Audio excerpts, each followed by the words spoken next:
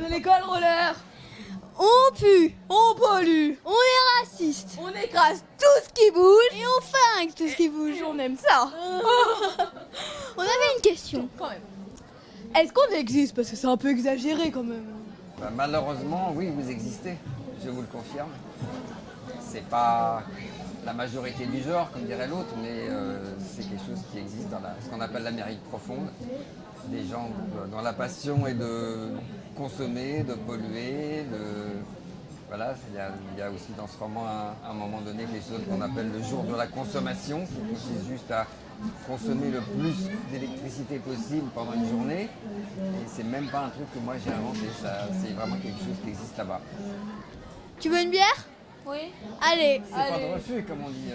Très bien. Alors, 1, 3. Mais non, c'est toi. 1, 2, 3. Donc 6. Bébé, 6 bières. Alors en fait, j'aurais une question parce que je vous remercie vraiment de m'avoir fait de moi, Norma, un personnage attachant. Mais j'aurais une question parce que c'était pas très marrant de livrer des plantes à longueur de journée, mais c'était peut-être quand même mieux que se faire embêter toute la nuit par ce genre d'individu. Alors je voudrais savoir pourquoi j'ai cédé aussi vite à mon frère. Bah oui, bah, elle n'a pas vraiment choisi, hein. Elle s'est laissée avoir. Cette jeune fille a un peu de naïveté en elle encore peut-être. Et s'est fait coller sa petite nièce sur le dos en pensant que c'était juste pour quelques jours. Et puis les circonstances font qu'elle se rend compte au bout d'un moment que ça risque de durer un certain temps. Yo, moi c'est Kemba. Un homme, t'as pas la bonne couleur. Alors, contrairement aux apparences, je suis un adolescent noir. Ouais. Mais en fait, j'ai pas le droit d'être ici. Ça se fait pas. Et est-ce que c'est comme ça aux États-Unis? Il y a des bars où les noirs ne sont pas acceptés. Moins qu'il y en a eu, parce que vous êtes très jeune, donc vous n'avez pas connu ce monde-là que moi j'ai connu. Et on va situer ça. Vous vous souvenez de John Kennedy? Vous connaissez? Oui. Qui a été président des États-Unis. Eh bien, c'est à peu près au moment, non pas de Kennedy, mais de son successeur. Et c'est à peu près à ce moment-là que les droits, ce qu'on appelle les droits civiques, ont été accordés aux Noirs américains. Donc c'est dans les années 60, ça fait pas longtemps. Moi, quand j'avais votre âge, j'entendais encore parler de problèmes comme la ségrégation dans les écoles ou dans les bus, où les Noirs n'avaient pas le droit de monter en même temps que les Blancs. Mais aujourd'hui encore, évidemment, il y a des problèmes dans tous les milieux et on sait très bien que les prisons américaines, par exemple, sont pleines à 80% de gens qui viennent de la population noire. Quand quelqu'un est jugé aux États-Unis pour un délit, selon qu'on est noir ou blanc, on n'a pas les mêmes chances de s'en sortir. C'est clair. En fait, j'aurais une autre question. Oui. Au début, je braque Norma et après je l'aide en lui filant un flingue. C'est grave Zarbi. Qu'est-ce qui me prend tout d'un coup? Je ne sais pas, il faut étudier la psychologie de ce garçon. Je pense qu'il a envie de se faire adopter en même temps, de créer un lien avec cette jeune femme. Mais il s'y prend peut-être pas de la bonne façon au départ. J'ai pas essayé non plus d'en faire un ange, hein. C'est noir ou pas, c'est un petit délinquant. Mais on voit au fil du roman qu'il évolue lui aussi. Il faut toujours faire évoluer les personnages dans un roman. D'accord. On les prend à un certain stade et puis petit à petit, Norma au début elle est peut-être naïve et faible et puis elle va se renforcer aussi au fil des événements. D'accord. Bon allez, taisez-vous maintenant. C'est l'heure de l'émission de thé. Ah, Radio 6, la radio que vous aimez détester. One Way Ticket au micro. Voici les dernières nouvelles de l'extinction. L'information de ce matin concerne un séisme de magnitude 5,7 causé par l'hydrofracturation dans le nord de l'Oklahoma. Mais si tout se passe bien, l'ensemble des habitants de l'Oklahoma seront engloutis par les failles ouvertes ou élargies par l'exploitation du gaz de schiste. Quelles sont vos sources et si elles sont vraies, où peut-on les trouver? c'est pas dur et tout le monde les a. En fait, quand j'allume ma radio, tous les jours, des informations nouvelles me parviennent qui nous parlent de l'état du monde. Enfin, ça dépend peut-être de la radio. Mais disons, une radio comme France Inter, un journal comme Le Monde, comme Libération, va vous abreuver en permanence l'information sur la dégradation de l'environnement. Et ça faisait, moi, des années que je me disais qu'il fallait que j'aborde ces sujets-là. Parce que si on prend les choses au sérieux, d'un certain point de vue, il n'y a plus d'autres sujets aujourd'hui, parce que c'est le sort non pas de la planète, comme on le dit parfois, mais le sort de l'humanité qui en pose. Et chaque jour, nous arrivent des informations montrant que non seulement on ne le fait pas, mais que tout le monde semble s'acharner à aggraver les choses. Et c'est extrêmement perturbant. Le président américain, certes, mais même ici au niveau de l'Europe, on voit bien que rien n'est fait. Or, il est bientôt trop tard, c'est ce que dit l'horloge de l'Apocalypse. On devrait aujourd'hui être tous debout sur la pédale de frein, et c'est extrêmement difficile.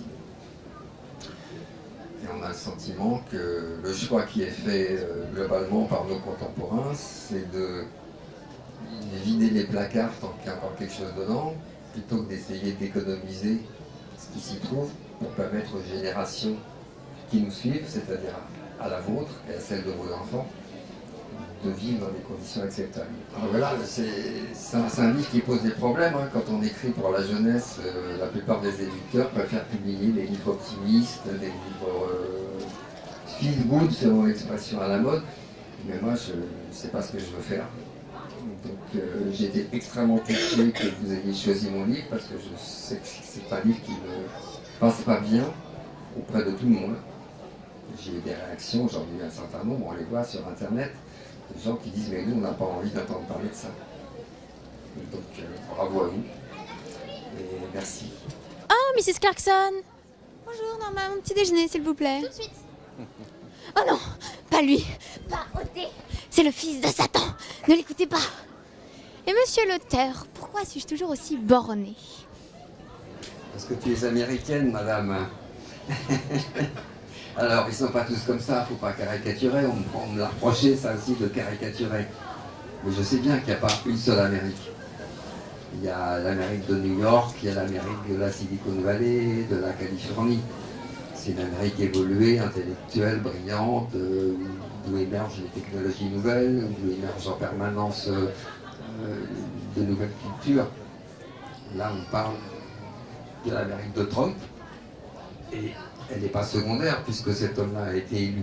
C'est donc qu'il y a la moitié de la population américaine à peu près qui adhère à ce type d'idée. Et cette femme-là que tu nous as représentée, c'est ce qu'on appelle des fondamentalistes. C'est des gens pour qui la Bible, par exemple, elle doit être prise au pied de la lettre. Donc ces gens croient que la Terre a été créée il y a 4000 ans et sont persuadés qu'il y avait des dinosaures à bord de l'arche de Noé. Et face à ça, c'est assez difficile de trouver des réponses. Parce que quand on en arrive à ce point-là, si tu veux, la logique n'a plus cours, tu ne peux rien répondre à ça. Sauf, comme le fait, je pense, mon héroïne, qu'elle espère que les cabines étaient assez grandes, parce que pour écraser des dinosaures, il fallait quand même qu'il y ait un peu d'espace sur ce bateau. Voilà. Mais d'après ce que nous savons, nous, l'erreur est d'environ 160 millions d'années, quelque chose comme ça. On s'est pas raté de peu, je veux dire, avec les dinosaures. Coucou, moi c'est Lise, un cookie? Un cookie? Merci, pas pour le moment, je parle dans le micro. Ah d'accord. Le deuxième est gratuit parce que dans 3 jours c'est la fête de la consommation. Ah bah voilà. D'ailleurs, est-ce que ça existe vraiment la fête de la consommation? C'est une chose qui existe, ouais. C'est une chose qui existe, comme dans cette Amérique admirable, comme existent les concours de mangeurs de saucisses et d'eau dure. Ils ont des distractions qui ne sont pas tout à fait les mêmes que les nôtres. Il y a quelqu'un, il y a un écrivain que j'ai beaucoup lu, que j'aime énormément, qui parle admirablement de cette Amérique, c'est Stephen King, qui n'est pas qu'un auteur d'horreur. C'est aussi quelqu'un qui déchiffre formidablement bien la civilisation américaine, et il décrit très très bien tous ces gens-là. D'accord. Lisez-le. Oui. Lise, qu'est-ce que tu fais là? Je t'avais demandé de rester dans la tiny house. Je ne suis pas comme ton père, je ne vais pas te mettre en danger alors que tu n'as que 8 ans. Mon père, il sait ce qu'il fait. Il dit que c'est l'école de la vie. Oui, bah ton père il est en prison. Mais regardez-moi ces individus, mais qu'est-ce que je fais là? Pourquoi je ne suis pas partie en Californie où des gens tiendraient compte de ce que je dis, m'écouteraient? En Californie, comme on dit, il va prêcher des convaincus. Et lui, il s'acharne à essayer de parler à ceux qui ne sont pas a priori susceptibles d'entendre ce qu'il dit. Mais c'est ce qu'il faut faire aujourd'hui. Il faut essayer de parler pour ceux qui ne croient pas. C'est très étrange, vous savez. Comme je le disais tout à l'heure, on est abreuvé en permanence d'informations. Les gens savent. Ils le disent, ils l'admettent, mais l'instant d'après, c'est comme si tout s'effaçait et on recommence. On parle de croissance, on parle de relance de l'économie, on parle de consommation, on parle de ce qui fait tourner la machine. Au lieu de tirer les conclusions de tout ce qu'on vient d'admettre, à savoir qu'il faut changer de mode de vie. En parlant de la Californie, il n'y a pas un truc pas loin, Burning Man ou Elko? C'est des villes trop bien, il y a plein de gens d'électricité, c'est magnifique. Ça existe ce truc? Alors encore une fois, j'ai pas inventé grand-chose dans ce roman. Il y a en effet un endroit qui s'appelle, c'est une manifestation annuelle qui s'appelle Burning Man, donc l'homme qui brûle, qui existe depuis assez longtemps, qui s'est développé au fil des années, qui est aujourd'hui quelque chose de super branché, il faut le dire, hein, c'est très... les gens qui assistent à ça viennent effectivement beaucoup de la Californie, de la Silicon Valley et tout ça. Et c'est un endroit de totale liberté et de créativité, où les gens pendant quelques jours vivent dans une sorte de climat de folie, où on construit des œuvres d'art délirantes, où on se promène dans les tenues les plus extravagantes et où tout est permis, avec certaines limites évidemment. On n'agresse pas les autres, au contraire, on donne, c'est un moment d'échange, c'est un moment de solidarité, c'est un moment de folie collective. Peut-être que la survie passe par la folie, à la fois le dépouillement, c'est des gens qui vivent nus plus ou moins, c'est des gens qui vivent sans contrainte. Il faut créer une autre civilisation à un moment donné, parce que celle-là, elle arrive au bout. Bon, c'est pas qu'on se fait chier, mais on a d'autres trucs à faire. Hein. On va aller jouer au... Zéro oxygène! Allez, on y va. Salut. C'est quoi le zéro oxygène? Et bien, le zéro oxygène est un horrible jeu dans lequel les gens mettent leur tête dans des pots d'échappement et pour voir combien de temps ils tiendront. C'est un jeu horrible et certaines personnes sont mortes à cause de ça. Comme son père! Ah ouais, comme son père! Elle est morte! D'où tu parles comme ça, mon père? Ce jeu est totalement stupide. Qu'est-ce qu'elle dit là? Notre jeu, il est pas stupide, ok? Pas dans l'Always Open. Allez, oust, vous avez assez bu comme ça. Une pratique qui consiste à trafiquer les moteurs des gros véhicules, ce qu'on appelle des pick-up. Ils ont des kits spéciaux qui coûtent très cher en plus, dont le but est d'empêcher le diesel d'être entièrement consommé. Ce qui fait que ça dégage des fumées noires énormes qui sortent par de gros tuyaux, pas par des pots d'échappement classiques, mais par des gros tuyaux. Et ils s'amusent à répandre le maximum de fumée, et notamment à enfumer tout ce qui ne leur ressemble pas. Les piétons, les cyclistes, et les moteurs hybrides, etc. C'est un jeu aussi qui consiste à se mettre le nez dedans pour suffoquer en avalant le maximum de fumée. Je ne peux pas vous expliquer, moi, ça. Comment on en arrive là. C'est délirant, mais ça existe. Vous tapez Coal Rollers, ça veut dire littéralement brûler charbon sur internet. Vous allez tomber sur des vidéos qui vous montreront ça. C'est pas dur à trouver. Moi, j'ai une autre question. Est-ce qu'elle existe vraiment, l'horloge de l'Apocalypse? Alors oui, c'est quelque chose qui a été créé juste après la guerre par des scientifiques américains de Chicago qui sont des spécialistes des questions atomiques. Donc chaque année, ils modifient l'heure en fonction des risques internationaux. C'est-à-dire que quand il y a des moments de tension, ça se rapproche de minuit signifiant symboliquement la fin de tout. Et puis quand il y a des moments de détente, il recule la grande aiguille. Donc il peut être -2, -5, -15, etc. suivant les années. Et pendant très longtemps, ils n'ont parlé que de ce risque-là, du risque atomique. Maintenant, depuis notamment l'élection de Donald Trump, notre ami, ils ont rapproché l'aiguille de minuit, la dernière fois, elle a été placée à moins 2 minutes et 30 secondes, ce qui est l'endroit le plus proche de minuit, où elle a été située, en dehors d'une seule année, je crois vers 53, depuis la création de cette fameuse horloge symbolique.